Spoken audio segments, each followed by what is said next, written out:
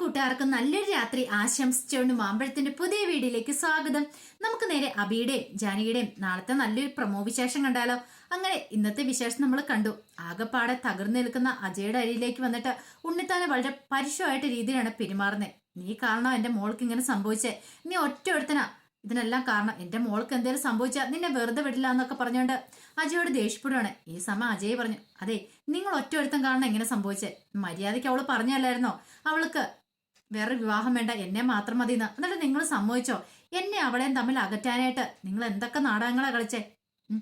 എനിക്കൊരു നല്ല കരിയർ ഉണ്ടാകണമെങ്കിൽ അവളെ ഉപേക്ഷിക്കണമെന്ന് വരെ പറഞ്ഞില്ലേ നിങ്ങൾ? എന്നിട്ട് ഇപ്പം നിങ്ങൾ എൻ്റെ നേരെ കിടന്ന് ചാടിക്കടിക്കുവാണോ എന്ന് ചോദിച്ചുകൊണ്ട് അജയും ഭയങ്കരമായിട്ട് ദേഷ്യപ്പെടുകയാണ്. അങ്ങനെ അവര് അങ്ങോട്ടും ഇങ്ങോട്ടും പരസ്പരം പോരടിച്ചുകൊണ്ടിരിക്കുന്ന സമയത്താണ് അകത്തുനിന്ന് ഡോക്ടർ അങ്ങോട്ട് ഇറങ്ങി വരുന്നത്. ഡോക്ടർ വന്നിട്ട് പറഞ്ഞു, എന്താ എന്താ അവിടെ പ്രശ്നം എന്ന് ചോദിക്കുകയാണ്. ഒന്നുമില്ല. അതെ ഒരു കാര്യം പറയാം, ഇപ്പം വലിയ കുഴപ്പമൊന്നുമില്ല. ആളിപ്പം തിരികെ ജീവിതത്തിലേക്ക് മടങ്ങി വന്നിട്ടുണ്ട്. പക്ഷെ കണ്ണും തുറന്നിട്ടില്ല. കുറച്ച് സമയം കൂടെ കഴിയും കണ്ണു തുറക്കാനായിട്ട്. കൃത്യസമയത്ത് തന്നെ ഇയാള് കൊണ്ടുവന്നോണ്ടാ. ഒരു 10 മിനിറ്റോടെ താമസിച്ച് പോയിട്ടുണ്ടായിരുന്നെങ്കിൽ ഒരു കാരണവശാലും മോളെ തിരികെ കിട്ടില്ലായിരുന്നു പറയാ. ഇത് കേട്ടതും ഉണ്ണിത്താന് എന്ത് മറുപടി പറയണമെന്നറിയില്ല. ഈ സമയം അജയ് പറയും, ഒത്തിരി താങ്ക്സ് ഉണ്ട് ഡോക്ടർ എന്ന് പറഞ്ഞിട്ട് ഡോക്ടറോട് നന്ദി പറയാണ്. പിന്നീട് അജയം കൂടെ പോയി ഇരിക്കുകയാണ്. അപ്പോഴാണ് ശരിക്കും പറഞ്ഞാൽ ഹേമയ്ക്ക് ശ്വാസം വരെ നേരെ വീണത്. ദൈവമേ, എൻ്റെ മകൾക്കൊരു ആപത്തും വരാതെ നീ തന്നല്ലോ. ഇനി അവളൊരു പോറല് പോലും ഏൽക്കാതെ അവളെ ഞാൻ നോക്കിക്കോളാന്നൊക്കെ എവിടെയൊക്കെ പ്രാർത്ഥിക്കാൻ പറ്റുമോ അവിടെയൊക്കെ പ്രാർത്ഥിക്കുമായിരുന്നു. ഈ സമയത്ത് ആകെപ്പാടെ വല്ലാത്തൊരവസ്ഥയിൽ നിൽക്കുകയാണ് അമലിനാണ് എന്ത് ചെയ്യണമെന്ന് അറിയത്തില്ല. കാരണം അപർണനെ കല്യാണം കഴിക്കാനായിട്ടാണ് പറഞ്ഞിരിക്കുന്നത്. ഒരു കാരണവശാലും അവളെ താൻ വിവാഹം കഴിക്കത്തില്ല, ഒരേ ഒരു നിലപാടിൽ തന്നെ അമല് നിൽക്കുന്നത്. ഈ സമയം മുത്തശ്ശി വന്നിട്ട് പറഞ്ഞു, എടാ ഒരു കാര്യം ഞാൻ പറയാം, നിനക്ക് അപർണനെ വിവാഹം കഴിക്കാൻ താല്പര്യമാണെന്ന് നിൽക്കും. മുത്തശ്ശി എന്ത് വർത്താനേ പറയണേ? ഞാൻ എങ്ങനെ അവളെ വിവാഹം കഴിക്കുന്നേ? അതെ അന്നെങ്കിൽ ഒരു കാര്യം ഞാൻ പറഞ്ഞേക്കാം, ഈ കല്യാണം നടക്കണമെങ്കിൽ നടക്കണം, ഇല്ലെങ്കിൽ പിന്നെ നീ എന്നെ കാണത്തില്ല എന്ന് പറയണം. അവൾ ഈ കുടുംബത്തിലേക്ക് മരുമകളായിട്ട് കടന്നു വരണമെന്ന് പറയാം. പെട്ടെന്ന് അവല് പറഞ്ഞു, മുത്തശ്ശി ഞാൻ കൂടുതലൊന്നും പറയണ്ടെന്ന് പറയാം. ഈ സമയം അപർണ തമ്പിയുടെ അടുത്ത് നിൽക്കുകയാണ്. തമ്പി പറഞ്ഞു, മോളെ ഞാൻ പറഞ്ഞൊക്കെ നിനക്ക് ഓർമ്മയുണ്ടല്ലോ, എല്ലാം ഓർമ്മയുണ്ടച്ചാ, ഒന്നും ഞാൻ മറന്നു പോയിട്ടില്ല. പക്ഷെ ഇനിയാണ് ഈ അപർണയുടെ കളി നടക്കാൻ പോകുന്ന പറയാം. അല്ല എന്ത് ചെയ്യാനാ നിന്റെ പ്ലാന്? അതെ അവരെല്ലാരും കൂടെ കൂടിയിട്ട് അമലിനെ കൊണ്ട് ഈ വിവാഹത്തിന് സമ്മതിപ്പിക്കും. അത് ഉറപ്പായിട്ടുള്ള കാര്യമാണ്. നമ്മൾ ഒരിക്കലും നാണം കണ്ട വരത്തില്ല.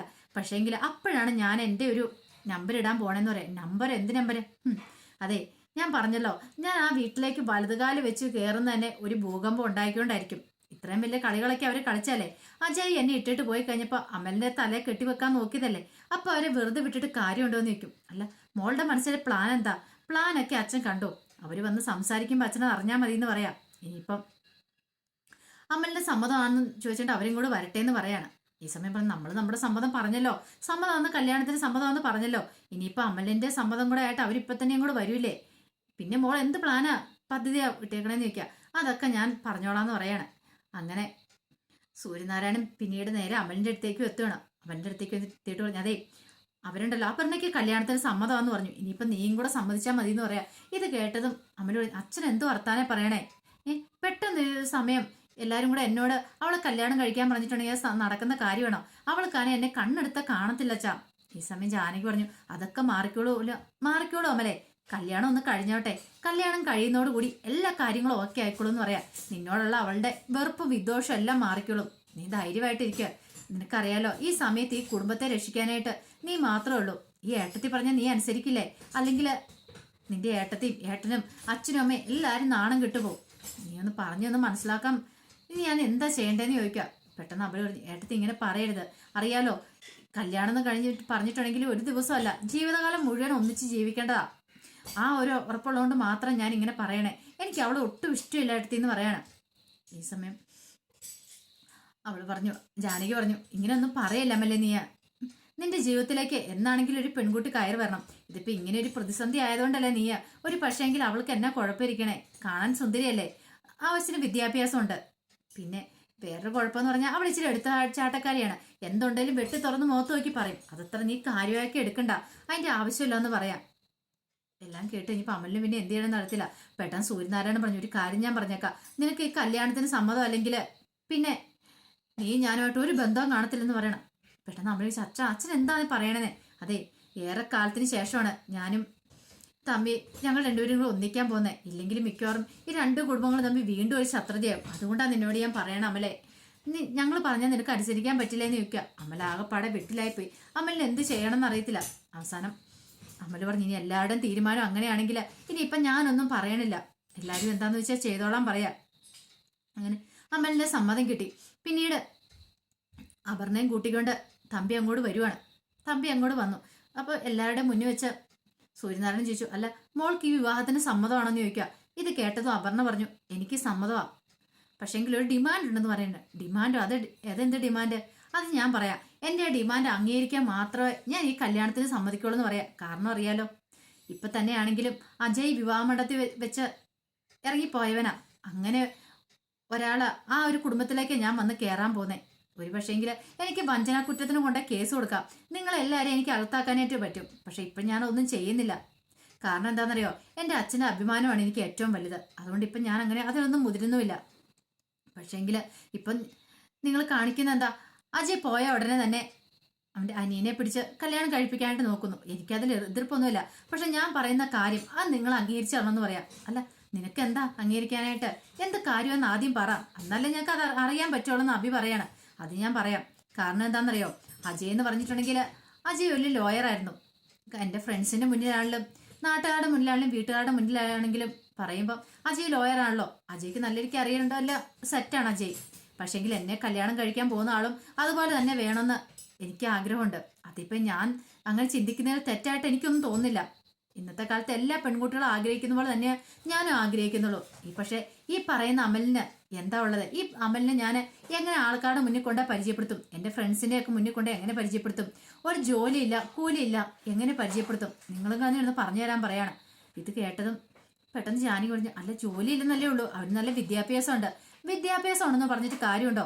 രണ്ടുപേര് തമ്മിൽ പരിചയപ്പെടുന്ന സമയത്ത് എന്താ ജോലി എന്നല്ലേ ആദ്യം ചോദിക്കുന്നേ. എൻ്റെ സ്റ്റാറ്റസിനും അന്തസ്സിനും ഒത്ത ഒരാൾ വേണം എൻ്റെ ജീവിതത്തിലേക്ക് കടന്നു വരാനെന്ന് എനിക്ക് വാശിയുള്ള കാര്യമാണ്. അതുകൊണ്ടാണ് ഞാനിത് പറയണേന്ന് പറയാം. പെട്ടെന്ന് ജാനകി പറഞ്ഞല്ല, ഇത്ര സമയമായിട്ടും അപർണ ഡിമാൻഡ് എന്താന്ന് പറഞ്ഞിട്ടില്ല.